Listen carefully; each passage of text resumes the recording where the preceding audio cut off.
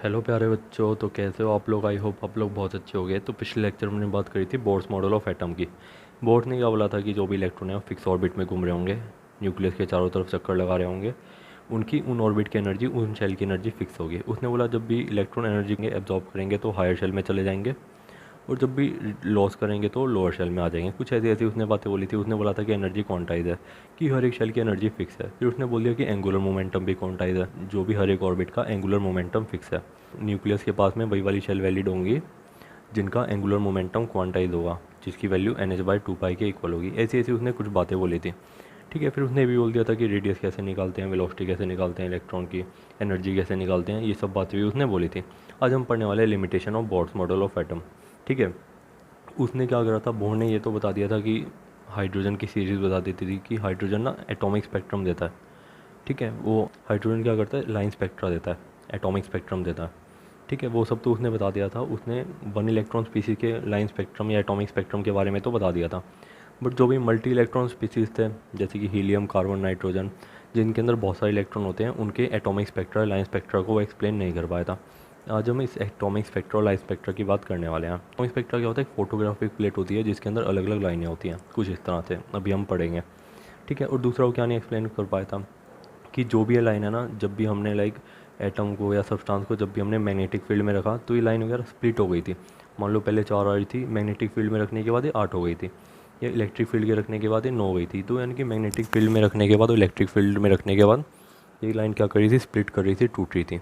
ठीक है, तो इस चीज़ को भी एक्सप्लेन नहीं कर पाया हूँ। और जब भी मैग्नेटिक फील्ड में रखा, फील्ड में सब्सटेंस को रखा, ऐसे इफेक्ट को क्या बोलते हैं, जीमैन इफेक्ट। जब भी इलेक्ट्रिक फील्ड में रखते हैं उसको क्या बोलते हैं, स्टार्क इफेक्ट। इन सब बातों को भी वो नहीं बता पा रहा था। ठीक है, कुछ टाइम बाद क्या बात निकली थी, डी ब्रोगली ने बोला था कि इलेक्ट्रॉन का जो करेक्टर होता है वो वेव जैसा भी होता है। तो इस बात को भी बोर मॉडल में कंसीडर नहीं किया गया था। वो इस बात को एक्सप्लेन नहीं कर पाया था कि इलेक्ट्रॉन का वेव नेचर होता है। तो Bohr model wave character of electron को भी नहीं बता पाया था। और साथ ही साथ उसने हिजनबर्ग अनसर्टेनिटी प्रिंसिपल को भी नहीं बता पाया था, कि जिसने बोला था इलेक्ट्रॉन का पता ही नहीं है कहाँ पे है। ठीक है, ये सब बातें अभी हम नेक्स्ट लेक्चर में पढ़ेंगे। ठीक है, इन सब बातों को भी नहीं बता पाया था वो। साथ ये भी नहीं बता पाया था कि जो एटम होते हैं वो मॉलिक्यूल वगैरह क्यों बनाते हैं, वो बॉन्ड वगैरह क्यों बनाते हैं, कोवलेंट बॉन्डिंग क्यों करते हैं, इलेक्ट्रॉन आयनिक बॉन्डिंग क्यों करते हैं, ये सब बातें भी वो नहीं बता पाया था। और साथ ही साथ उसने ये तो बता दिया था कि एंगुलर मोमेंटम क्वांटाइज है, कि mv/NH/2 है। बट इसका रीज़न नहीं दे पाया, मैथमेटिकल प्रूव नहीं कर पाया कि वो क्यों क्वांटाइज है, उसका रीज़न क्या है क्वांटाइज होने का। ठीक है, ये सब थी उसकी लिमिटेशन, ड्रॉबैक, जो बोर्ड नहीं बता पाया। आज अभी हम बात करने वाले हैं एटॉमिक स्पेक्ट्रा की। एक्चुअली एटॉमिक स्पेक्ट्रा है क्या, हम इतनी इसकी बात करें, ये लाइन स्पेक्ट्रा है क्या। ठीक है, तो एक एक करके चीज़ों को समझते हैं। तो देखो, स्पेक्ट्रम है क्या। मान लो हमने क्या करा, एक वाइट लाइट ली, कोई वाइट लाइट ली, ऑर्डिनरी वाइट लाइट ली, उसे हमने क्या करा, प्रिज्म से पास करा। जैसे ही हमने उसे प्रिज्म से पास करा ना, तो हमने क्या देखा कि वो 7 कलर में टूट गई। जैसे रेनबो के कलर होते हैं ना, एक साथ जुड़े होते हैं, ऐसे थे वो 7 कलर में टूट गई। ठीक है, तो ये क्या है, जो 7 कलर में टूटना, एक साथ चिपका रहना इन कलर का, वो क्या है, स्पेक्ट्रम है। स्पेक्ट्रम सिंपली क्या है, रेंज है। कि मान लो हमने क्या करा, तो बहुत सारी पतंगे हमने छोटी, बहुत सारी पतंगे हमारे पास छोटी बड़ी, हमने क्या करा, छोटी से पहले, सबसे पहले छोटी पतंग रख दी, फिर उसके बाद उससे उससे बड़ी पतंग, फिर उसके बाद उससे बड़ी पतंग, उसके बाद उससे बड़ी पतंग। तो ये क्या हो गया, स्पेक्ट्रम ऑफ काइट्स हो गया। स्पेक्ट्रम क्या है, सिंपली एक रेंज है जो गई। स्पेक्ट्रम क्या है, लाइट की रेंज। ठीक है, तो हमने इसको एक्सप्लेन कर रखा है, when a ordinary white light passes through a prism, it spread into several colour VIBGYOR, इस series of colour is called spectrum. ठीक है, कि जो भी है, एक सिंगल वाइट लाइट 7 कलर में टूट गई, जो कि कॉन्टीन्यूस थे, एक के साथ एक चिपके हुए थे, जैसे रेनबो में चिपके होते हैं ना। इसी कलर के बैंड को, इस कलर की सीरीज़ को क्या बोल दिया, स्पेक्ट्रम बोल दिया। ठीक है, और जो भी देखा कि ना, जैसे ही हमने वाइट लाइट को पास करना, तो रेड लाइट जो थी वो तो थोड़ी सी कम मुड़ी थी, क्योंकि रेड लाइट की वेवलेंथ है सबसे ज़्यादा। वो जो वॉयलेट लाइट थी जिसकी वेवलेंथ सबसे कम है, वो सबसे ज़्यादा मुड़ गई थी, कुछ इस तरह से डेविएट हो रही थी। रेड लाइट सबसे कम डेविएट हुई थी, और वॉयलेट लाइट सबसे ज़्यादा डेविएट हुई थी। वॉयलेट लाइट की वेवलेंथ सबसे कम होती है। ठीक है, फिर अब देखो स्पेक्ट्रा, ये स्पेक्ट्रम कितनी तरह के होते हैं। स्पेक्ट्रा 2 तरीके के होते हैं। पहला तो एमिशन स्पेक्ट्रा, दूसरा एब्जॉर्प्शन स्पेक्ट्रा। एमिशन मतलब रिलीज़ करना, एमिट करना, निकलना। ठीक है, निकलने वाले स्पेक्ट्रा।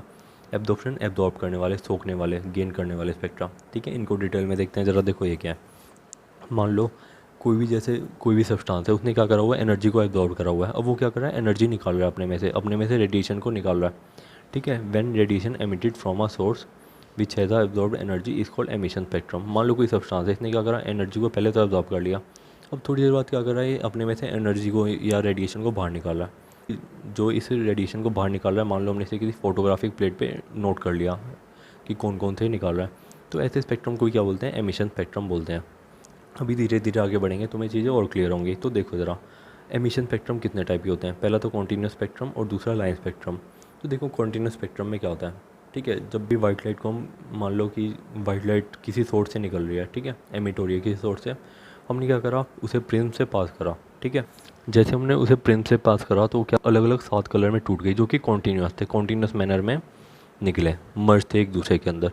इसी को बोल दिया कॉन्टीन्यूस स्पेक्ट्रम, ठीक है। कॉन्टीन्यूस स्पेक्ट्रम क्या, जो एक साथ जिसके अंदर कलर आपस में कॉन्टीन्यूसली मिल रहे हो आपस में। मान लो जैसे हमने कोई लाइट का सोर्स लिया, वाइट लाइट का सोर्स, बीच में हमने कन्वर्जिंग लेंस लगा दिया कि लाइट इधर उधर ना फैले, हमने क्या लगा दिया, प्रिज्म लगा दिया। अब क्या हुआ, प्रिज्म में से जो जो भी लाइट थी पूरी की पूरी 7 कलर में टूट गई और ये कलर आपस में चिपके हुए थे, जैसे रेनबो के साथ चिपके होते हैं, इस तरह से लाइक मर्ज थे आपस में, ठीक है।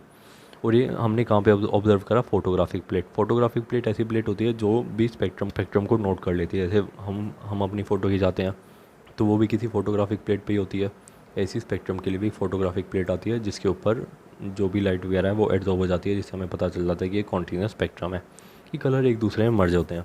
फिर बात कर लेते हैं लाइन स्पेक्ट्रम की। मान लो कोई सब्सटेंस है, जैसे मान लो NaCl है, उसने क्या करा, कोई भी 2 वेवलेंथ की लाइट को एब्जॉर्ब करा। जैसे हमने मान लो इस पर लाइट मारी, इसने क्या करा, कोई पर्टिकुलर 2 वेवलेंथ की लाइट को एब्जॉर्ब कर लिया, ठीक है। मान लो ऑरेंज और वॉयलेट को कर लिया, ठीक है, 2 कलर की लाइट को एब्जॉर्ब कर लिया, ठीक है। अब हम क्या करेंगे, थोड़ी देर बाद ना ये क्या होता है, जब भी एनर्जी को एब्जॉर्ब कर लेता है तो ये अनस्टेबल हो जाता है कोई भी सब्सटेंस। तो कुछ देर बाद क्या करता है, एनर्जी को रिलीज़ कर देता है। जैसे मान लो इनिशियली तो इसने एब्जॉर्ब कर लिया 2 वेवलेंथ की लाइट को, थोड़ी देर बाद क्या करेगा, अपने में से रेडिएशन को निकालेगा, ठीक है। कन्वर्जिंग लेंस लगा दिया, उसके आगे प्रिज्म लगा दिया। जैसे ही प्रिज्म में से पास हुआ, ये रेडिएशन किस में टूट गई, 2 लाइटों में टूट गई, 2 वेवलेंथ में टूट गई, जो जो इसने एब्जॉर्ब करी थी वही यहाँ पे निकल आई। तो ये कैसा हो गया, लाइन स्पेक्ट्रम हो गया। इसके अंदर बस 2 ही लाइन मिली, अलग अलग मिली, ठीक है। बीच में थोड़ा सा वो था, डार्क स्पेस वगैरह था, तो इधर लाइन वगैरह मिली। तो ऐसे स्पेक्ट्रम को क्या बोलते हैं, लाइन स्पेक्ट्रम बोलते हैं, ठीक है। Only 2 colour lines are observe, जिसे लाइन स्पेक्ट्रम भी बोल दिया। फोटोग्राफिक प्लेट पे हमें बस 2 लाइन दिखी कलर की, जैसे मान लो ऑरेंज या वॉयलेट, कुछ इस तरह से, ठीक है। अब इसको हमने एक्सप्लेन भी कर रखा है। When a substance which absorb particular amount of radiation, particular amount या type of radiation, after some time it emit radiation, and when this radiation pass through prism only few lines obtained on photographic plate. सिर्फ और सिर्फ कुछ लाइनें दिखती हैं photographic plate पे।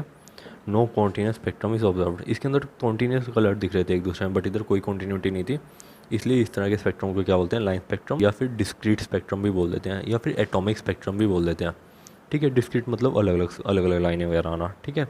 या फिर ऐसे स्पेक्ट्रम को एटॉमिक स्पेक्ट्रम भी बोल देते हैं। अब बात कर लेते हैं एब्जॉर्प्शन स्पेक्ट्रम की। अब देखो एब्जॉर्प्शन स्पेक्ट्रम क्या है। मान लो हमने क्या करा, हमने कोई वाइट लाइट किसी मॉलिक्यूल से, किसी केमिकल सब्सटेंस से पास करी, उसने क्या करा, पर्टिकुलर अमाउंट ऑफ लाइट या पर्टिकुलर टाइप ऑफ लाइट को एब्जॉर्ब कर लिया। मान लो 2-3 रेडिएशन को एब्जॉर्ब कर लिया।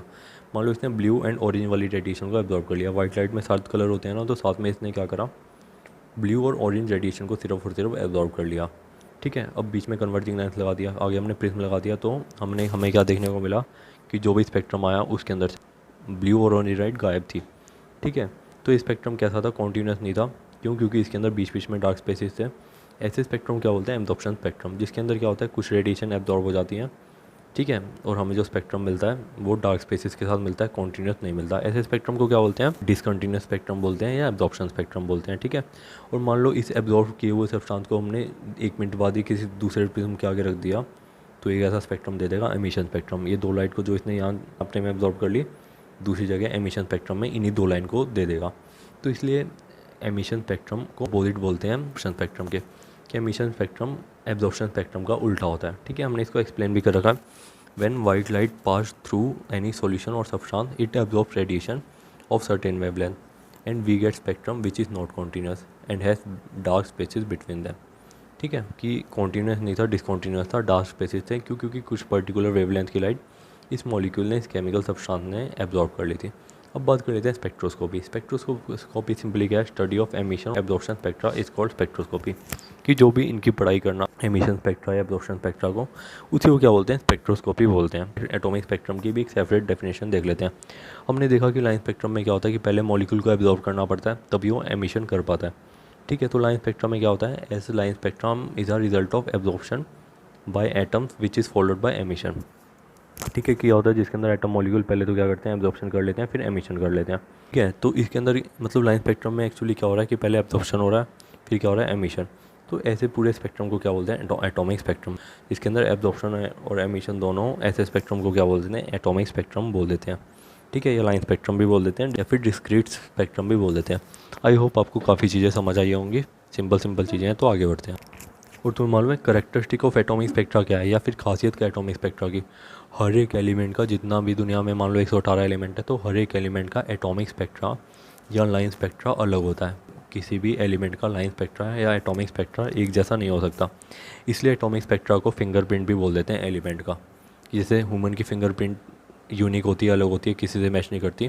केमिस्ट्री में भी जो एटॉमिक स्पेक्ट्रा होता है एलिमेंट का, वो फिंगरप्रिंट की तरह ही काम करता है। तो ये मालूम है कि बहुत सारे एलिमेंट जैसे गैलियम हो गया, थैलियम हो गया, इंडियम हो गया, ये सब एटॉमिक स्पेक्ट्रा से ही पाए गए। कि जैसे मान लो रिसर्च वगैरह कर रहे थे तो देखा कोई नया एलिमेंट मिला, उसका एटॉमिक स्पेक्ट्रा देखा तो बिल्कुल अलग था, तो इससे पता चला कि भैया ये तो कोई नया एलिमेंट की डिस्कवरी हुई है, कोई नया एलिमेंट हमें मिला है। तो बहुत सारे एलिमेंट डिस्कवर करे गए with the help of atomic spectra.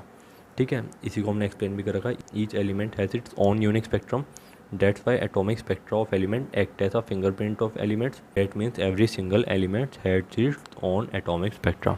ठीक है, तो बच्चों ये तो होगी एटॉमिक स्पेक्ट्रा की कुछ बातें। आई होप आपको चीज़ें समझ आई होंगी। अगले लेक्चर में मिलेंगे with emission spectrum of hydrogen atom की वो कैसा होता है। ठीक है बच्चों, तो आई होप आपको चीज़ें समझ आई होंगी। इतनी डिफ़िकल्ट चीज़ें नहीं, मे बी स्टार्टिंग में डिफ़िकल्ट लगें बट ईजी हैं, आप समझोगे तो आ जाएगी। ठीक है, तो मिलते हैं अगले लेक्चर में। Thank you so much.